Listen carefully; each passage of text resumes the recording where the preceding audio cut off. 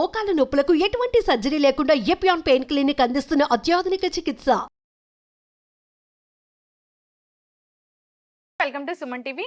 So and కొర్రలతో అంబలి తయారీ విధానం తెలుసుకుందాం. మరి దానికి కావాల్సిన పదార్థాలు ఏంటి, సో మరి ఏ విధంగా తయారు చేసుకోవాలి, ఇక అంతేకాకుండా దానిలో ఉన్న మెడిసినల్ వాల్యూస్ ఏంటి. మెడిసినల్ వాల్యూస్ డాక్టర్ కాదర్ వలి గారిని అడిగి తెలుసుకుందాం. సో ప్రిపరేషన్ అయితే మనకి ప్రిపేర్ చేసి చూపించడానికి ఈరోజు మనతో పాటు ఉన్నారు షెఫ్ ఆదిత్య గారు ఫ్రమ్ ప్రగతి సుధామ.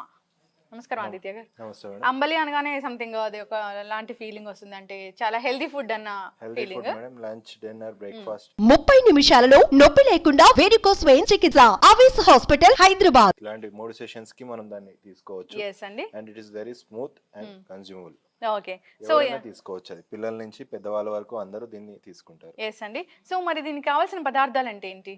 మనము అంటుకూరలతో చేస్తున్నాము ఈ రోజు. అంటుకూరల్ని మనం నానబెట్టుకోవాలి మినిమం 10 hours. బిఫోర్ నానబెట్టే ముందు దాన్ని కొద్దిగా మనం రోస్ట్ చేస్తాం. కడాయిలో రోస్ట్ చేసేసి దాన్ని నానబెట్టుకుంటాం. ఆల్రెడీ మనం నానబెట్టి పెట్టుకున్నాము. దాన్ని అయిన తర్వాత 6 గంటల సేపు మనం దాన్ని బాయిల్ చేస్తాం. ఓకే, ప్రాపర్ గా బాయిల్ చేయకపోతే అది నూక అనేది ఉండిపోయి పచ్చిదనం అనేది అట్లనే ఉన్నప్పుడు అది తాగినా మనకి డైజెస్ట్ కాదు. సో ప్రాపర్ బాయిల్ అవ్వాలంటే స్మూత్ బాయిలింగ్ అయిపోయిన తర్వాత దాన్ని అలాగే వదిలేసి దాన్ని ఒక కుండలో పెట్టుకుంటాం. కుండలో పెట్టేసి దానికి ఒక బట్టతోటి కట్టేసి పెడితే దాంట్లో అనేది మంచి ఫర్మెంటేషన్ వస్తుంది. ఓకే, సో ప్రిపేర్ చేద్దామా? yes. ఓకే, సో మనం ముందే నానబెట్టుకున్నాను.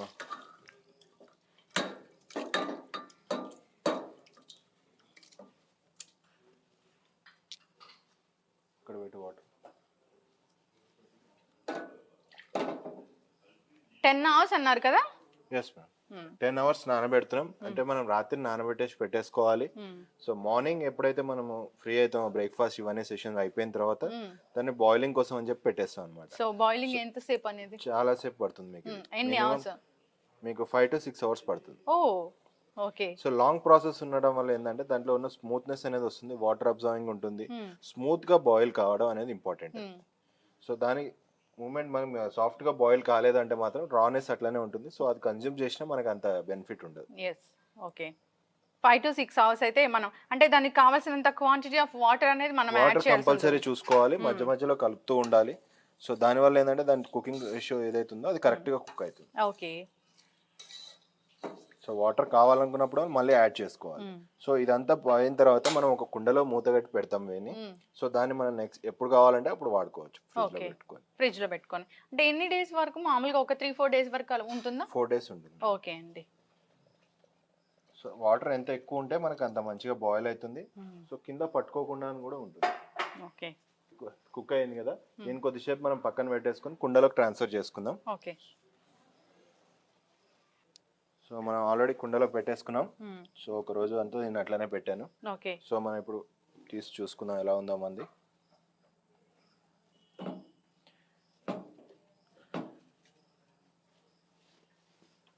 సో ఇలా మనం స్మూత్ గా బాయిల్ చేసి పెట్టుకోవాలి. అసలు టెక్స్చర్ చూస్తే కానీ అనిపిస్తుంది.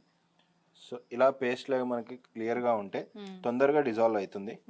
సో ఇది అంటుకూరలో అంటే కొంతమంది ఇప్పుడు నమ్మరు.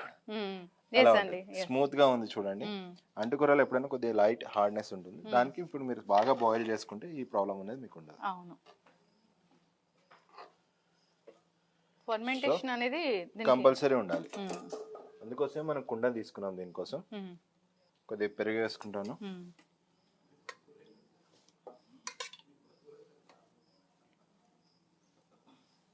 సో పెరుగుని కొద్దిగా స్మూత్ చేసుకుంటున్నా.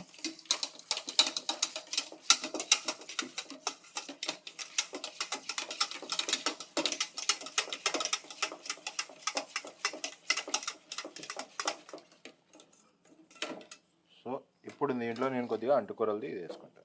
ఓకే.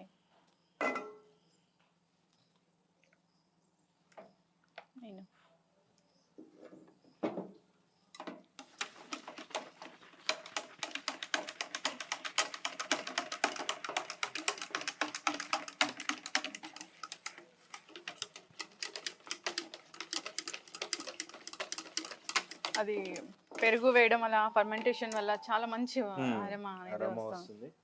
మీరు సాల్ట్ మీకు తగినట్టు వేసుకోవాలి.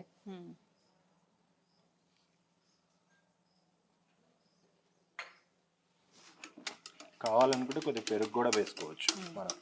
మనకి నచ్చిన టేస్ట్ కొంచెం పిండి పిండి అనిపిస్తుంది మీకు అనిపిస్తుందా అంటే కొద్దిగా పెరుగు అనేది ఇంక్రీజ్ చేసుకున్నా అండ్ దీంతో పాటు లెమన్ పికిల్ ఇలాంటివి తీసుకుంటే టేస్ట్ ఇంకా ఇంప్రూవ్ అవుతుంది. ఓకే. చిన్నపిల్లలకు కూడా తొందరగా ఇది డైజెస్ట్ అవుతుంది. సో ఉప్పు చెక్ చేసుకొని ఇంకా సర్వీస్ కోసం రెడీ అవుతుంది. సో మనకు కొద్దిగా థిక్నెస్ బాగా ఎక్కువ ఉంది అనుకుంటే కొద్దిగా మనం వాటర్ వేసుకోవచ్చు, లేదు అనుకుంటే మనకి ఇట్లాగే తీసుకోవచ్చు.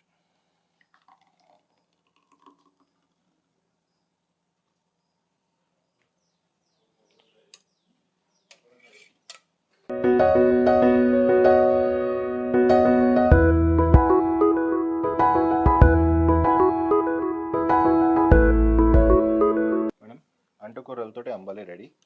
దీంతో మనం పికిల్కో కావాలనుకుంటే పికిల్, లెమన్ కూడా ఉంటుంది మన దగ్గర, మన చాయిస్ ఉంటుంది.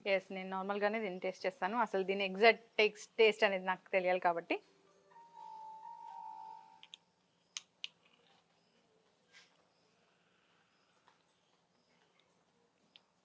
చాలా చాలా బాగుందండి నిజంగా. అంబలి అంటే సంథింగ్ ఇది ప్రోబయోటిక్ ఫుడ్ కాబట్టి ఖచ్చితంగా అందరూ తీసుకోవాలి. తీసుకుంటే కడుపులో చల్లగా కానీ ఉంటుంది. సో టేస్ట్ అయితే చాలా చాలా ఒకలాంటి మంచి టేస్ట్ అనిపిస్తుంది. Thank you so much Aditya గారు, ఇంత మంచి రెసిపీని మాకు పరిచయం చేస్తుంది. Thank you. సో చూసారు కదండి అండు కొర్రలతోని అంబలి తయారీ విధానం. సో ప్రాసెస్ అనేది కొంచెం లెంతీగా ఉంటుంది, ఎక్కువ టైం పడుతుంది, కానీ ఇది దీనివల్ల కలిగే హెల్త్ బెనిఫిట్స్ మాత్రం చాలానే ఎక్కువ. హెల్త్ బెనిఫిట్స్ గురించి డాక్టర్ కాదర్ వలి గారిని అడిగి తెలుసుకుందాము. సో అండు కొర్రలతోని అంబలి చేసే తయారీ విధానం అయితే ఇది. డాక్టర్ గారు, అండు కొర్రలతోని అంబలి టేస్ట్ చేసి ఎలా ఉందో చెప్పండి, అట్లాగే ఆరోగ్య లాభాలు కూడా చెప్పండి.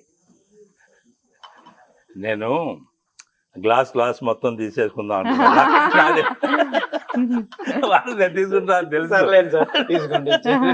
ఎందుకంటే దీనికి మించింది నాకు భూప్రపంచంలో ఇంకోటి లేదు. మీకు గట్ ఫీలింగ్ అంటాను చూసారా, గట్ ఫీలింగ్. ఇప్పుడు రాజసిక, తామసిక, సాత్విక అనేది మీకు ఆలోచన బట్టి ఉంటుంది. ఇది నేను 2 గ్లాసులు తీసుకుంటూ నేను ఏం చేస్తానంటే మా ఆఫీస్ రూమ్ ఉంటుంది కదా, అది గేట్ క్లోజ్ చేసి చేతితో పెట్టి అది లాగుతూ ఉంటాను. అది ఎంత ఫేవరెట్ ఫుడ్ అనేది అర్థమవుతుంది. అద్భుతమైంది మనకి. ఏదైనా అమ్మా అండు కొర్రలతో అంబలి అంటే ఇంకా దానికి మించిన ఆహారం లేదు, అమృతం అని కూడా చెప్పొచ్చు. Elixir of life. ఎందుకంటే ఈ అంబలిలో అద్భుతమైన సూక్ష్మజీవులు వస్తాయన్నమాట. అండు కొర్రల్లో మహత్వం ఏంటంటే మన నోటి నుంచి గుద ద్వారం ఉన్న పచననాళమంతా ఈ అండు కొర్రల పీచు శుద్ధం చేస్తుంది. అంటే ఇక అండు కొర్రలు మనకి ఎంత ముఖ్యం చూడండి. అంటే ప్రతి పదార్థం నోట్లో నుంచి పోతేనే అన్ని అవయవాలకు అంగాలకు అందజేయబడేది. దానికి తోడు పెద్ద పేగుల్లో ఈ సూక్ష్మ జీవులు ఉంటాయన్నమాట, గట్ మైక్రోబ్స్ అని. ఆ గట్ మైక్రోబ్స్ పెంచేదానికి కావాల్సిన పీచు పదార్థం అండుకొర్రలో పుష్కలంగా ఉంది. 12.5% maximum fibre in any grain known to human being.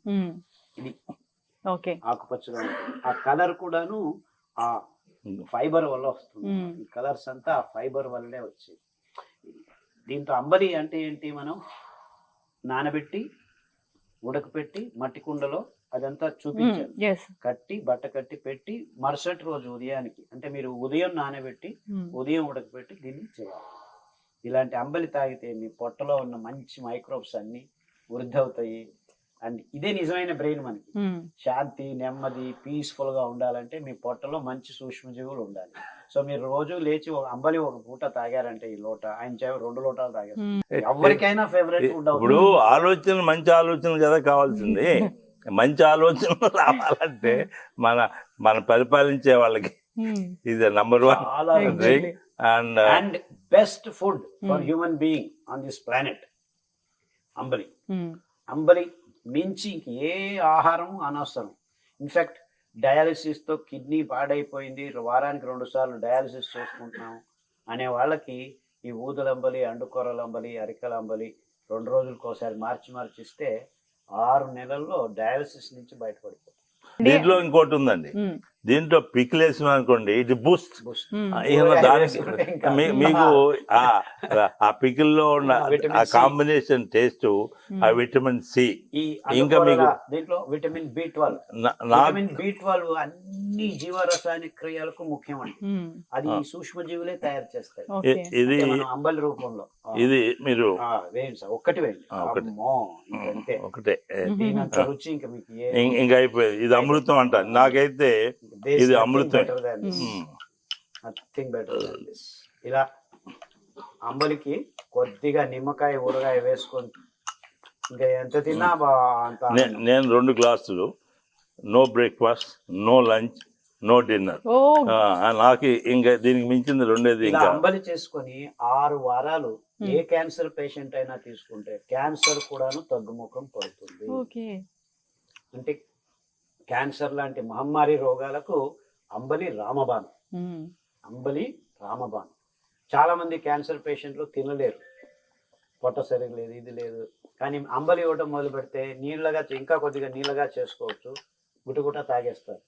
So first 3 వారాలు ఇచ్చారనుకోండి, మొత్తం శరీరం ఆరోగ్యం వైపు బయలుదేరుతుంది.